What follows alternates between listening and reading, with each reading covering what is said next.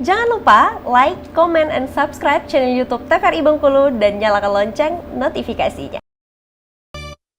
Bismillahirrahmanirrahim. Assalamualaikum warahmatullahi wabarakatuh. Alhamdulillahilladzi anzalal Qur'an hudan linnas wa bayyinatin minal huda wal furqan. Asyhadu an la ilaha illallah wahdahu la syarika lahu wa asyhadu anna sayyidana Muhammadan abduhu wa rasuluhu la nabiyya ba'dah. Allahumma shalli wa sallim ala sayyidina Muhammadin wa ala alihi wa sahbihi ajma'in. Alhamdulillah, bersyukur pada Allah, pada waktu yang barokah ini kita kembali bersua dalam acara Ayo Mengaji, Generasi Cerdas, Generasi Qur'ani. Halo pemirsa di rumah, apa kabarnya? Mudah-mudahan kabar pemirsa di rumah dalam keadaan sehat walafiat tanpa kekurangan sedikit apapun. Dan tentu besar harapan kita program Ayo Mengaji ini dapat melahirkan generasi-generasi yang cerdas, generasi-generasi yang Qur'ani. Nah, maka dari itu kami mengajak kepada pemirsa di rumah untuk bergabung bersama kami dalam program Ayo Mengaji. Nah, sekarang silakan siapkan Al-Qur'annya. Buka, dan pembahasan kita pada hari ini yakni Quran surah Qaf, ya. Quran surah Qaf nomor surah ke-50, dan insya Allah kita akan mulai dari ayat ke-7 sampai dengan ayat ke-11. Jadi bisa di rumah, ya, sekali lagi silakan ambil Al-Qur'annya, buka pada Quran surah Qaf nomor surah ke-50 dari ayat ke-7 dan insya Allah sampai pada ayat ke-11. Dan tentunya telah hadir di studio bersama kita, ya, adik-adik kita dari SD 69. Nah, jadi mereka siap untuk belajar membaca Al-Quran. Karena kata Rasulullah SAW dalam hadisnya, khairukum man ta'allama al-Qur'ana wa 'allamahu. Sebaik-baik kamu adalah orang yang belajar Al-Quran dan mengajarkannya. Insya Allah ketika kita ada dalam, ya, siklus belajar dan mengajar Al-Quran, insya Allah kita akan menjadi insan yang terbaik di hadapan Allah Azza wa Jalla. Amin. Allahumma amin. Baik adik-adik, silakan buka, ya, Quran surah Qaf nomor surah ke-50. Kita akan membahas pada ayat ke-7 dan insya Allah nanti kita akhiri pada ayat ke-11. Nah, seperti biasa bisa di rumah dan ada di studio, ya, di awalan saya akan membaca pembahasan kita pada hari ini secara mujawad. Bisa di rumah dan ada di studio silakan simak, dengarkan dengan baik. Insya Allah kita akan mendapatkan rahmat dan petunjuk dari Allah Subhanahu wa Ta'ala. Karena kata Allah dalam firman-Nya, wa idza quri'al Qur'an fastami' lahu ansitu la'allakum turhamun. Apabila dibaca suci Al-Quran maka dengarkan dengan baik, insya Allah kita akan mendapatkan petunjuk dan rahmat dari Allah Subhanahu wa Ta'ala. Amin. Dan kita mulai.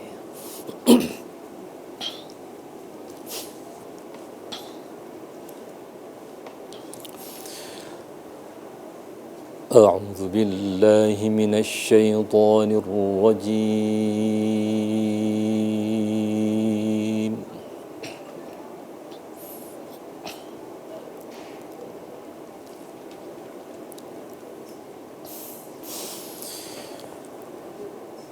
Bismillahirrahmanirrahim.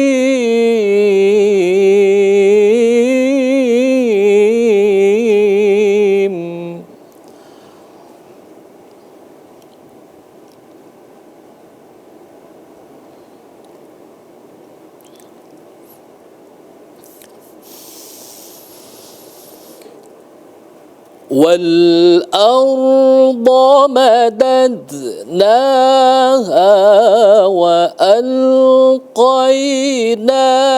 فِيهَا رَوَاسِيَ وَأَنبَتْنَا فِيهَا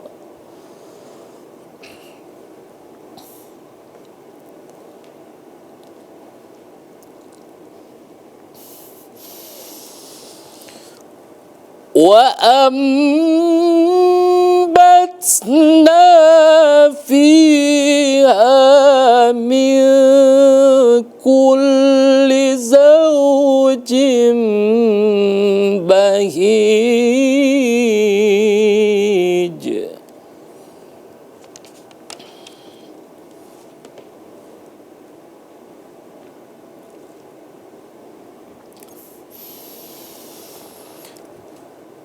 تبصرة وذكرى لكل عبد منيب.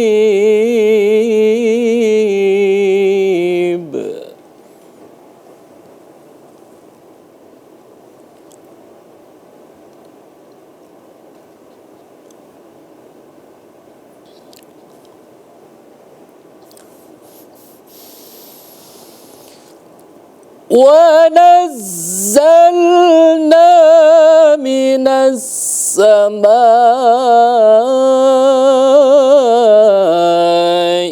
ماء مباركا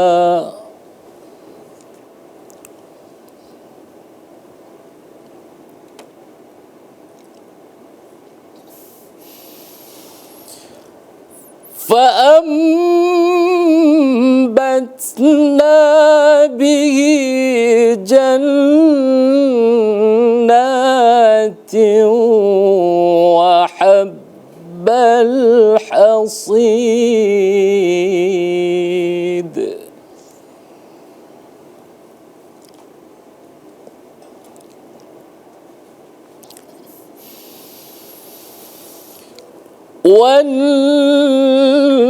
والنخل باسقات لها طلع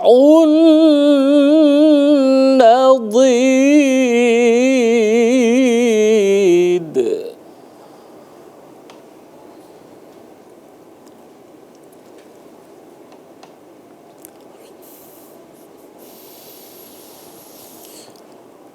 رزقا للعباد وأحيينا به بلدة ميتا كذلك الخروج.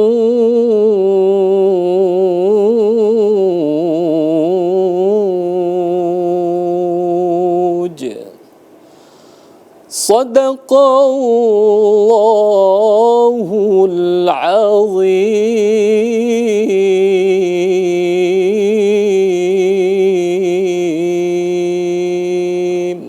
Sadaqallahul Azim. Maha benar Allah dengan segala firman-Nya. Alhamdulillah, bisa di rumah kita bisa membaca pembahasan kita pada hari ini, yakni Quran surah Qaf nomor surah ke-50 dari ayat ke-7 sampai dengan ayat ke-11. Nah, jadi Al-Quran itu adalah hudan, ya. Al-Quran itu juga adalah syifa. Banyak sekali penamaan-penamaan Al-Quran. Nah, yang pertama, Al-Quran disebut sebagai hudan, petunjuk. Maka di dalam Quran disebutkan, misal di dalam Quran surah Al-Baqarah misalnya, dzalikal kitab la raiba fihi hudal lil muttaqin.